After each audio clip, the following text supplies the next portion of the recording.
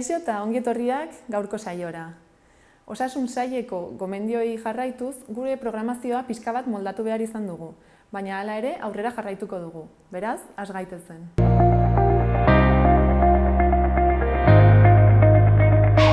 Has gaitezen gaurko komunikabidetako azalak aztertzen. Diario de Notiziasekoarekin hasiko gara. Albiste nagusia, Nafarroak gaixo kronikoentzako arreta bermatzen duela da, eta test azkarrak egingo dituela. Gainera, foru komunitatean emandako positiboen gorakada azpimarratzen du, egun batean 100 kasu ingururekin. Argazkian, aitaren eguna konfinamenduan pasa behar izan dugula nabarmentzen du. Eta horretaz gain, koronavirusaren inguruko testigantza pare bat ere eskaintzen ditu gaurko notiziasek azalean. Horretaz gain, indar subiranistek kongresuan errege emeritua ikertzeko eskatu dutela jakinarazten du. Eta bukatzeko, Lizarran, astearterako zentsura mozioaren osoko bilkurari eutsiko zaiola aipatzen du. Diario de Navarrak koronavirusari eskaintzen dio azal osoa. Birusaren edapena bai Espainian eta bai Nafarroan igo egin dela azpimarratzen du. Eta argazkian, elkartasun ezaren aurkako isunak ezartzen ari direla jakinarazten du. Garako azalarekin goaz orain. COVID-19 hildako erizaina lanean ari zela kutsatu zela dio albiste nagusiak. Horretaz gain, koronavirusaren inguruan beste zenbait kontu aipatzen ditu. Hala nola, egia oste militarra konfinamendua kontrolatzeko. Haurren zaintza partekatua garai honetan. Europan hartu diren neurri nagusiak ez direla ezartzen ari. Hollywooden galerak eta plataformen gorakada. Edota haurdunaldiaren inguruan erantzun lasaigarri batzuk.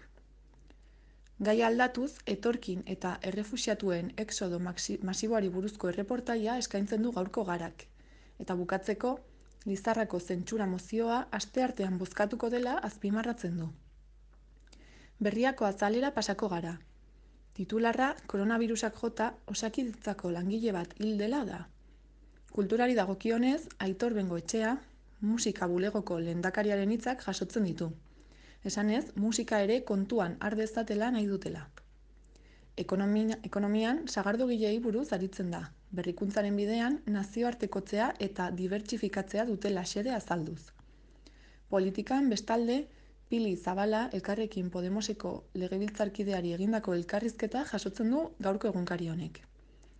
Horretaz gain, Euskaraldirako 8 hilabete falta direla eta gai honi ere tartea eskaintzen dio komunikabide honek gaurko azalean. Eta bukatzeko, Elujarrek sortutako aditu plataformaz mintzatzen da, ahozkoa idatzizko bihurtzeko sortu duten tresna. Euskal Herria irratiarekin bukatuko dugu. Albiste nagusia, Espainiako armada desinfekzio lanetarako Iruñera bidali dutela da. Horretaz gain, koronavirusagatik 5. heriotza bat izan dela jakinarazten du. Eta bukatzeko, terminal tabernari isuna jarri diotela ere aipatzen du, musika jartzeagatik.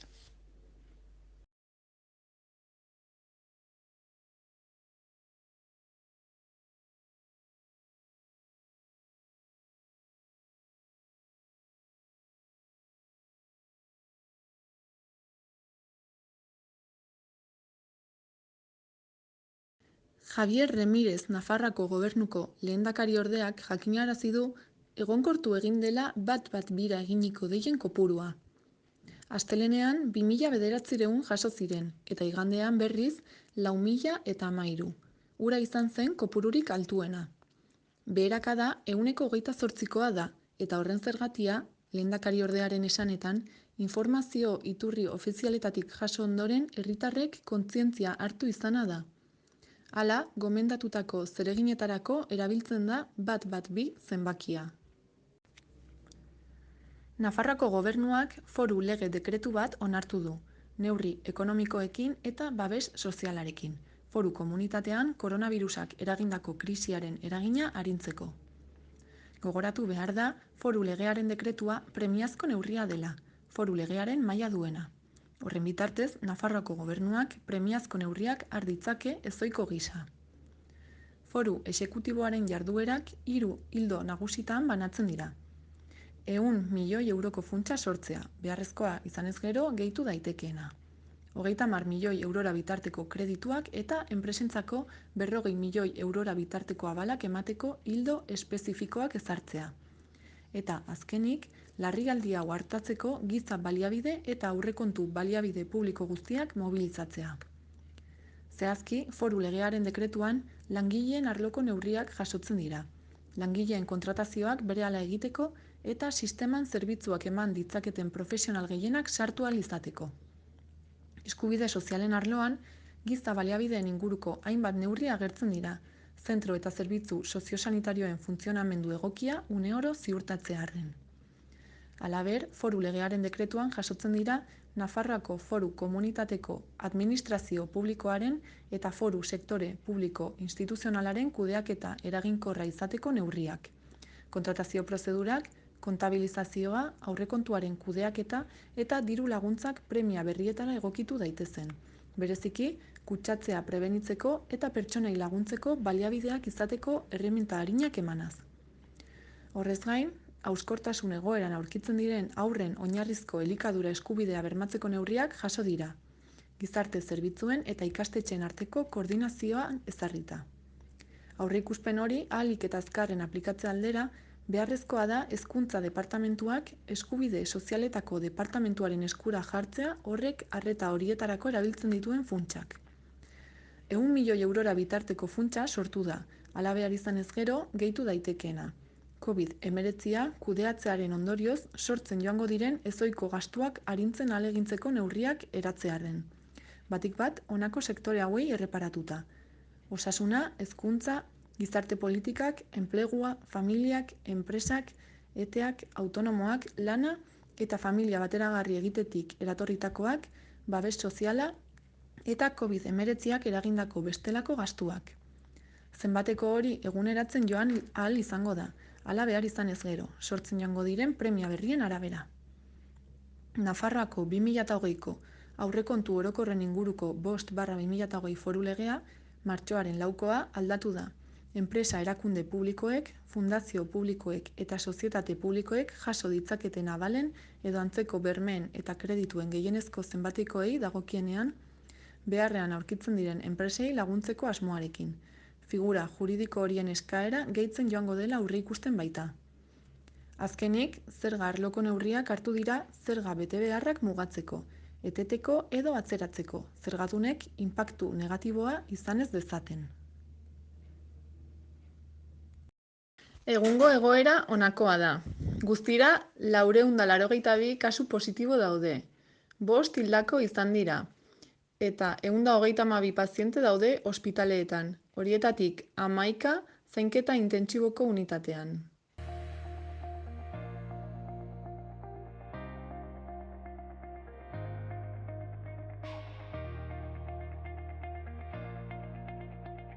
Gainera, koronavirusak eragindako egoera kontuan hartuta, Iruñerriko herri eta auzo desberdinetako bizilagunak babes sareak antolatzen aritu dira, auzokideak laguntzeko asmoz.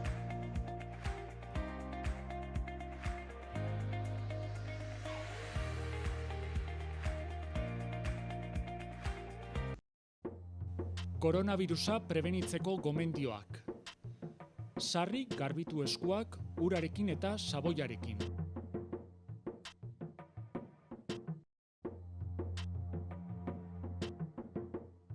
Estul edo doministiku egitean, ahoa estali besaurrearekin edo mukizapi batekin. Botatzeko mukizapiak erabili, eta ondoren zakarrontzira bota. Arnas sintomarik baduzu eta infektatutako pertsona batekin kontaktuan egon bazara, etxean geratu eta deitu 112 telefono zenbakira. Beste zalantzarik baduzu, deitu 948 290 290 telefono zenbakira. Gobierno de Navarra. Nafarroako gobernua.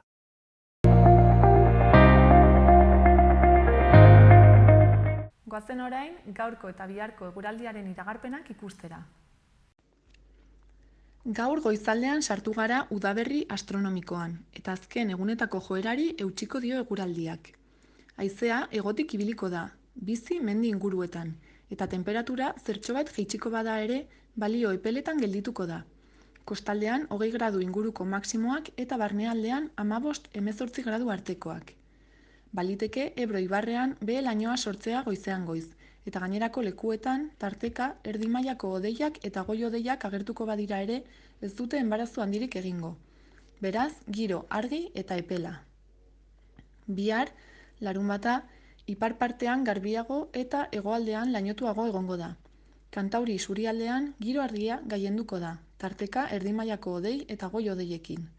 Hegoaldean berriz, hodeiguneak ugariagoak izango dira. Arratsaldean, bero hodeiak sortuko dira mendi inguruetan. Hego-ekialdeko haizeak joko du eta temperaturan ez da gorabehera handirik espero. Igandean, eguraldia aldatzen hasiko da. Goizaldean eta goizean goiz hegoaldeko haizea ibiliko da eta hodeiak eta urdinguneak tartekatuko dira. Alabaina, goizak aurrera egin ahala, haizea iparraldetik finkatuko da eta poliki-poliki hodeiak ugarituz joango dira, zerua lainotuta gelditu arte. Temperatura koska pare bat beherago geldituko da. Goazen orain gaurko eguneko efemerideekin. 1856ko martxoaren 20ean, Frederick Winslow Taylor estatubatuar ingeniari eta kudeaketa aditua jaio zen. Gainera, gaurko egunez ere, baina 1889an, Sing Sing presondegian Martha M. Place aulki elektrikoan exekutatutako lehen emakumea bihurtu zen. Gaurko egunez ere, 1969 urtean, Erresuma Batuan John Lennon eta Yoko Ono ezkondu ziren. Eta bukatzeko, gaurko egunez, baina duela 6 urte, 2014an, Iñaki Azkuna Bilboko alkatea hil zen.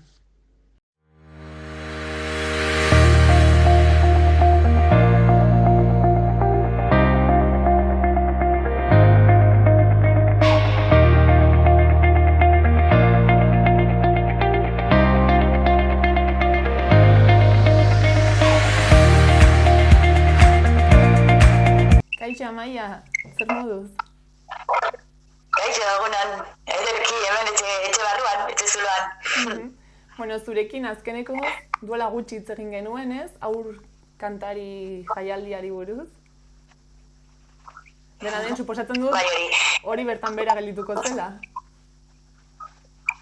Bai, hori duela gutxi ginoen elkarrizketa hori, eta jaialdiak bertan bera geratu dira, berez atzeratzeko asmoarekin hasiera batetik, ez dakit ilusioa beti hor dago, eta nire oso ondia dela badakizue, orduan berez atzeratzeko asmoarekin. Eta oraingoan beste gai bati buruz hitz egin nahiko nuke, gainera aurreko elkarrizketan hor ezintzilik geratu zen gauza bat, eta ez nuela azkenean aipatu, baina, hasteko, egunero txalotzen ditugun osasunaren inguruko pertsona guztiak ez hor lanean ari direla, osasun zentroetan, ospitaletan, eta, horiek ere goraipatu nahi nituen, eta, geratu zitzaidan esan gabe, berez orain esan nahi nuen, eta esan da dago, gaurko gaiaz da hori, baina aipatu nahi nuela, eta aurretik, lazai geratu zen ez, oraintxe lehenengo gauza. Eta eskerrik asko langile guztiei, baita, elikaduretan, eta dendetan dauden horiek baita buru belarri eta arriskuan. Gu hemen etxe barruan lasai gauden bitartean, lasai edo, ez horren lasai batzuk agian, eta daramagu moduan, ez? Baina behintzat hori, eskerrik asko langile guztiei, hor dela ematen ari diren guztiei. Bai, gure partez ere hartu dugu. Hori da, guztion partez ez da. Eta orain gehitu nahiko nukeena da, jaialdietaz aparte, baita musikaren kontuan, nire bizitza musika singuratuta dagoelako, aipatu nahiko nuke hemen Nafarroan eta baita estatu mailan dagoen elkarte bati buruz. Nafarroan badaukagu La Musire, euskaraz Nafarroako musikako irakasleen elkartea, eta erdaraz Apromusna, Asociación de Profesorado de Música de Navarra, lako izena dauka. Eta, hau sortu da beste estatu mailako POAEM izeneko Confederación de Asociaciones, dara, musikako elkarteen batura, ez? Konfederazioa. Eta hortik mugitzen dira hainbat gauza.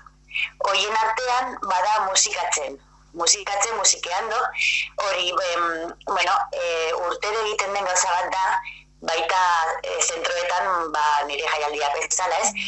Zentroetan duela zentroa, basea. Pasatzen da musikako irakaslegoen artean, denok egiten dugun ekitaldia da. Eta, denok edo, parte hartu nahi duena. Zertan datza, berez, klasean lantzen dugun hori kalera ateratzean datza. Hau da, musikaren garrantzia, eta, ez dela bakarri txirula jotzea, edo batzuk pentsatzen dutena bezala. Berez, badira, gauza asko lantzen dira musikako klasean, eta horien artean aniztasuna da, baloreak, gero, lotxatia den pertsona batek barruan duen hori ateratzeko aukera, matea, eta hainbat gauza lantzen direla. Berez, kompetentzia guztiak lantzen dira musikan, eta hasiko ginateke banan esaten ez, baina, ez da behar, ikusten ez dela behar. Eta, garrantzi hori guztia nahiko genuke zabaldu ekarte honen bitartez, Namusire, Nafarroan, eta estatu mailan, eta, batez ere hezkuntzan ez aielako behar bezalako garrantzia ematen musikari. Ordu oso gutxi ditugu, eta gutxiago. Adibidez, nire kasu propioan ez. Lehen hezkuntzan bakarrik ematen da saio bat. Saioak 45 minutukoak dira, eta ikasleak berez musikagelara jeisten, esertzen, kokatzen, ez ere egin bat dugun azaltzen, hor pasatzen da klase erdia. Orduan oso, baina laburrago geratzen da. Baita gauza bera, DBH-en hainbat eta hainbat gauza ditugu lantzeko, maila batean, eman dugu adioz, 3. maila, DBH irun, eman dugu musikaren historia hasieratik, hastapenetik, aurre historiatik, gaur egun arte, eta hori guztia landu behar dugu ikasturte batean. Baina horretaz gain, parte hartu behar dugu hainbat ekintzetan, eta landu behar dugu baita lenguaia musikala, gorpuz perkusioa, instrumentuekin perkusioa, eta edo txirularekin, hainbat gauza landu behar ditugu horretaz aparte. Eta aipatzea oso gutxi ditugula, oso ordu gutxi, hainbat eta hainbat gauza lantzeko. Eta horti dator, karte honen asmoa, lana eta ilusioa, ez? Orduan, animatzen nahiko nuke jendea, bagian ez dakien jendea, ezagutzen ez duen jendea, interneten sartu eta bertan informazio guztia dagoelako. COAEM, estatu mailan, eta hortik bideratzen diren hainbat gauza, eta hemen Nafarroan daukagun Namusire euskaraz, edo Agromusna gazteleraz. Orduan, hor sartuta informazio guztia dago. Musikatzen hau, orain izango zen apirilaren 2an, osteguna, horrekorren beti osteguna izaten da, eta ateratzen gara bakoitzan norbera bere zentrotik kalera klasen ematen duguna erakustera. Orduan izaten da, ostegun goiz horretan, ateratzen gara guztiak, eta, ez bakarri txirula, beste gainbat gauza egiten dira zilofonoekin, edo dantza, edo abestu, ateratzen gara, gure auzoko, edo barantzako, edo herriko jendeak, edo hiriko jendeak, ikus esan zer egiten dugun. Eta, oso gauza polita da. Gertatzen dena zer da. Hemen zuloa sartuta gaudela ez, gure etxe goxoa sartuta, eta ezin dugula ekitaldia hau aurrera atera. Horrexegatik sortu da beste ideia bat, oso ideia polita, eta ditzen da musika viral, edo, bira ematen duen musika, edo kalera atera nahi dugun era hori, baina etxetik. Ordan zer da, hau guztia, egunero bidaltzen da kanta proposamen bat, eta kanta hori egin behar dugu, nahi duenak, egiten du bere etxean musikariok jotzen du. Nahi dugun instrumentuarekin, edo lehioak ireki eta gure auzoa alaitu nahian. Eta musika berriz ere kalera atera nahian. Orduan, hause kontatu dahi nuen, ala gertatzen ari dilako. Hainbat eta hainbat etxe barrutan egiten diren musika saioak izaten dira. Gero, horri aldea zintzilikatzen dira. ikusi nahi baduzue, jartzen baduzue Googleen musika viral, hor agertzen da egunero egin izan den bideo desberdinak eta oso gauza polita.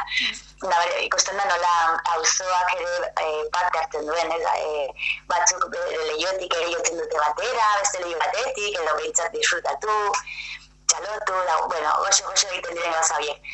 Eta egunero hasi zen poesiko 12. Baina 12 aurreko egunean izan zen erregearen.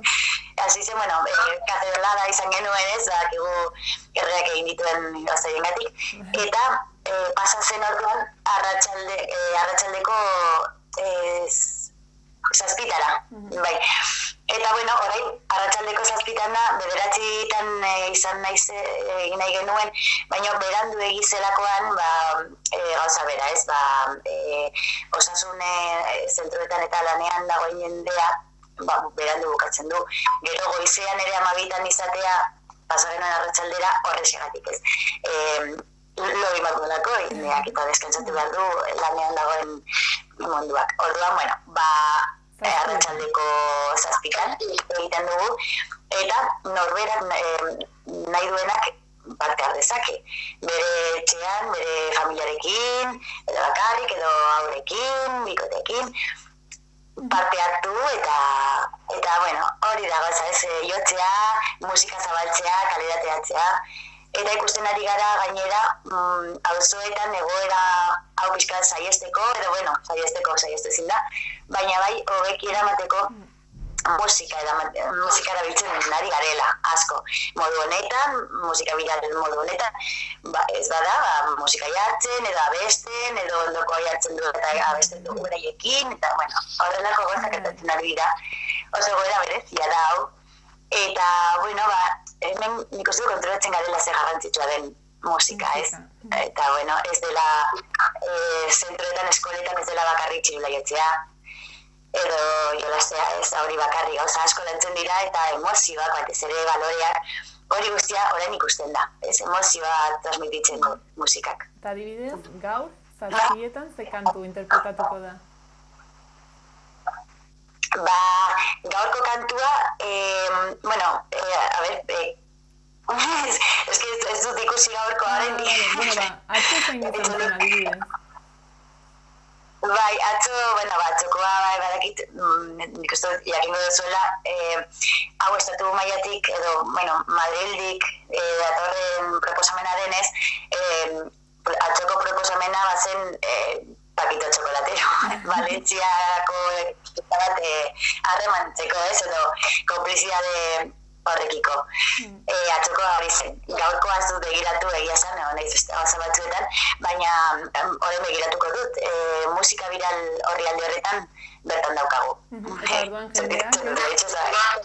jendeak egiten badu, gero bere burua grabatu eta ere ara bidali behar da. Bai, bueno, nahi duenak, helburua ez da bidaltzea, inolaz ere, hori ez da helburua, berez nik ez dut bidaltzen nire, bueno, bidali noen bat, baina denak ez ditu bidaltzen nire bideo guztiak, baina bai, bueno, musikarekin disfrutatzea eta etxe barruan egote hori alaitzea, girotzea, ez, musikak hori egiten duenez, horren bitartez, nik uste dut jara daukagula, egun ordu luze hauek pasatzeko beste jolas bat edo denbora pasa bat. Eta hori da helburua da disfrutatzea musikarekin eta bueno, sentimendu horiek piztea. Berez diotzen eta farre batzu botatzen dituzu, ni berez oso ongi pasatzen dut. Horrekin eta bueno, nik uste dut jendeak hori egiten duela. Orduan jendea animatu da dira. Hori da. Bai, inolako beharri gabe, zertarako, ez bideoa grabatzeko, ez bidaltzeko nahi duenak, ez hori oso polita geratu zaigu, nahu partekatu nahi dugu, eta bueno, zoragarri horrelako bideo pila daude oso politak. Eta ez du ez da kalidadezkoa izan beharrik, helburua, bueno, nahi duenak erakutsi dezake egin duela, eta nola pasa duen. Eta beste guztiak egiten aldugu, edo nahi dugun bezala, grabatu gabe, disfrutatuz, edo ez duena, eginen nahi ez duena. Libre da, ez? Noski. Baina, bueno, ideia bat da. Eta zabaldu nahi nuen, jendea jakin dezan, ez dakidalako ze punturaino dagoen informazioa, bai. Eta, bueno, nire kartean nagoen moduan, zabaldu nahi dut. Ekitasmo hau, bai. Eskerrik asko, Amaia. Eta jende animatzen den, ze azkenean, igual momentu hauetan, musikak asko balio dezake ez, alaitzeko eta indartsu mantentzeko. Hori da. Bai, ni, bueno, eskerrak eman nahi dizkizu zuei aukera hau emateagatik, berez, hau emateagatik hau zabaltzeko, nik uste dut oso garrantzitsua dela, eta musikak gero eta garrantzi handiagoa, bueno, ez hartzen ari dela, baizik behar dugula, ez ikusten dugu behar handia dagoela musikari garrantzia emateko. Bizitza dakagolako, gure bizitzaren zati bat da, denon bizitzaren zati bat da, orduan, bueno, hori transmititu nahi nuen, eta bueno, Namusire, Apromusna elkartea hor dagoela, musika irakasleon elkartea dela, eta lan handia egiten da hor, musikaren arloa, pizkat, goraipatzeko baizik bere lekua emateko, ez arlo horri. Ez azkena uzteko, artei beti ematen zaie, bueno, arteak, pizkat, edo ez dakitelako, ez batzuk horrela pentsatzen dute. Eta, bueno, erakusteko, beste gauza asko lantzen direla oso hezkuntzan garrantzia handia daukala, eta hori transmititu nahian. Mila esker, Amaia, elkarrizketa hau egiteagatik. Eta aurrengoa aurrez aurre izan daitekeen. Hori da. Bueno, eskerrik asko zuei. Eta, bueno, gora musika eta animo hemen daukagun egoera honekin. Eskerrik asko zuei, eskerrik asko lanean jarraitzen duzuen horiei. Ni behintzat hementxe etxean dago, nire lanetan dago, baina hemen barruan beraz, eskerrik asko guztiei. Ongi izan. Horre bate, agur.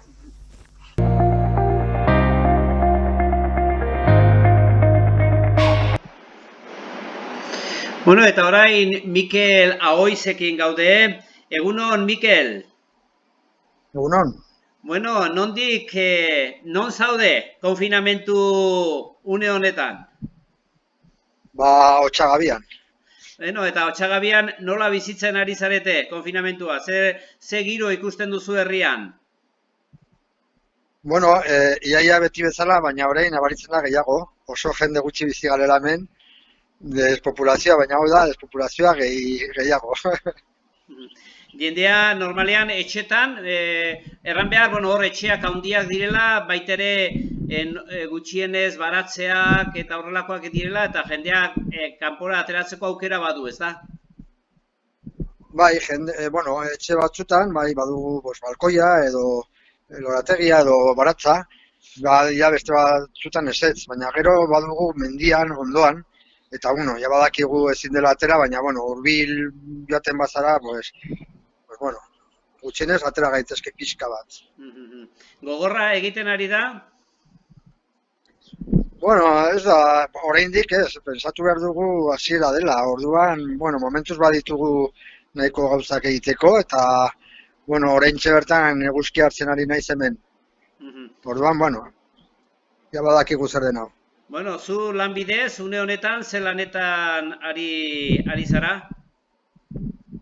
Momentuz jubilatua nago, eta, banago udaletxean, eta, egun hauetan ari gara, gai honekin, batzutan, WhatsAppen bidez, bilerak egiten, eta medikuarekin, eta bar.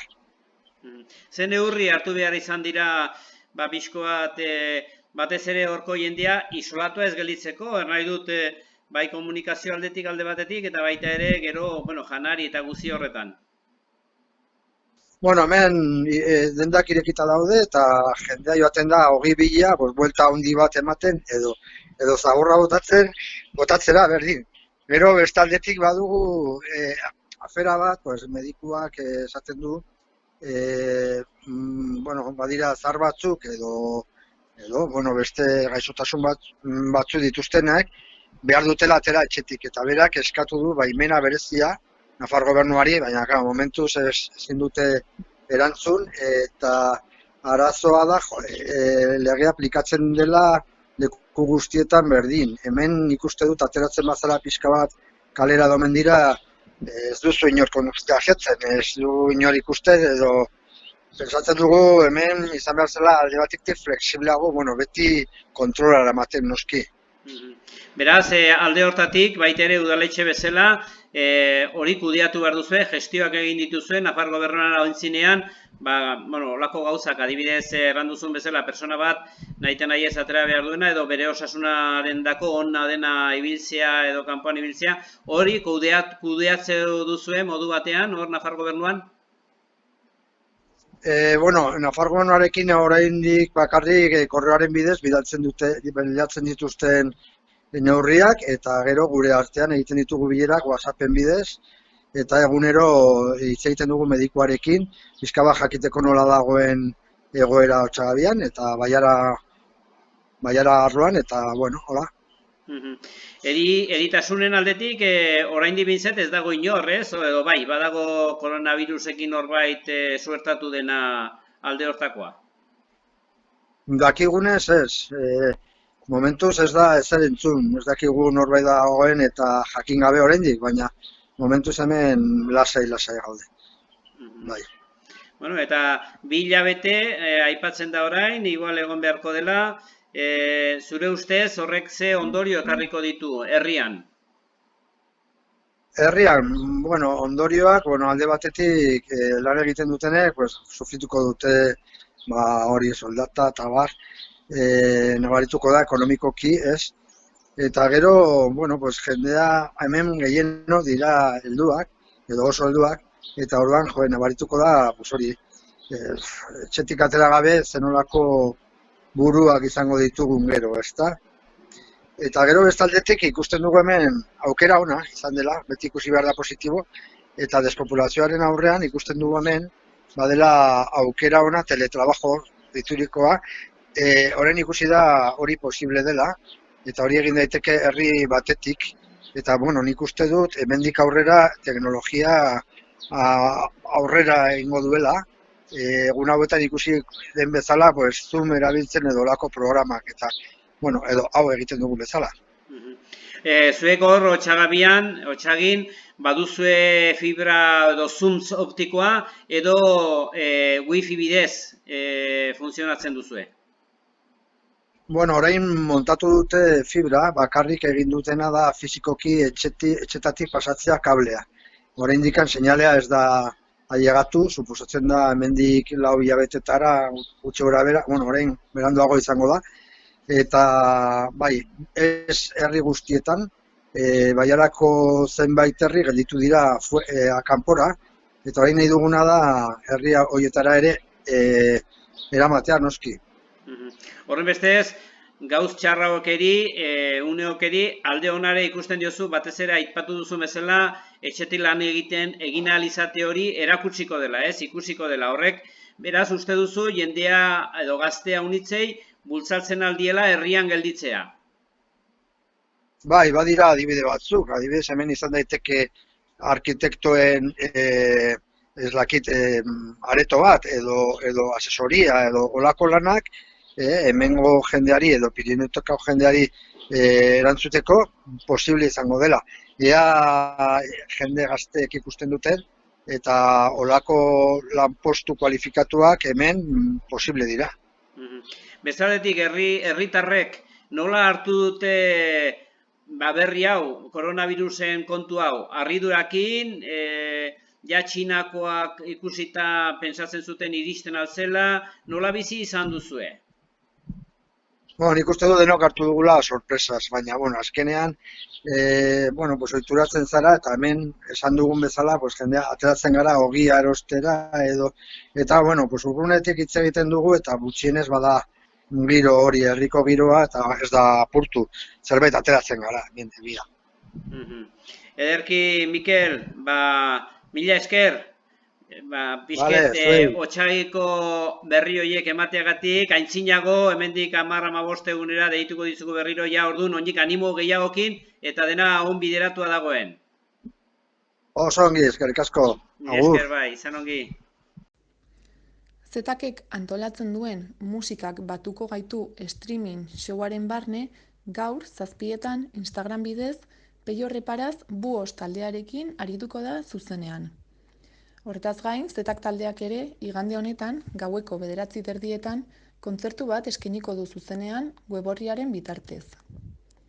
Gainera, Zurine Hidalgok etxetik etxera solasaldiak antolatu ditu egunero 7:30 Instagram bidez. Gaur, Alex Txikonekin arituko da mintzatzen. Bihar Mafalda taldeko berarekin. Etzi, lokaleko Leiotik kantuko Telmorekin. Eta horrela egunero pertsona desberdin batekin. Eta bukatzeko, gaur 8:00 La Furiak ere kontzertu bat eskainiko du zuzenean Instagram bidez. Eta orain, saioarekin bukatzeko bideoklip batekin utziko zaituztegu. Mila esker, hor egoteagatik eta bihar arte. Benetan, hasi nintzenean, benetan. Benetan, hasi nintzenean, benetan.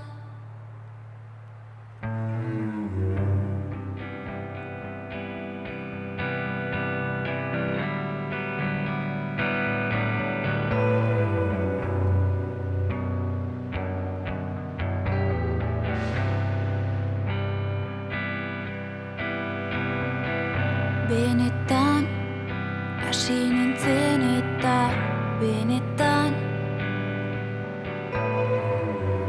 Benetan, dena aztuta. Hasi ginen eta dena aztuta. Benetakoa zela uste.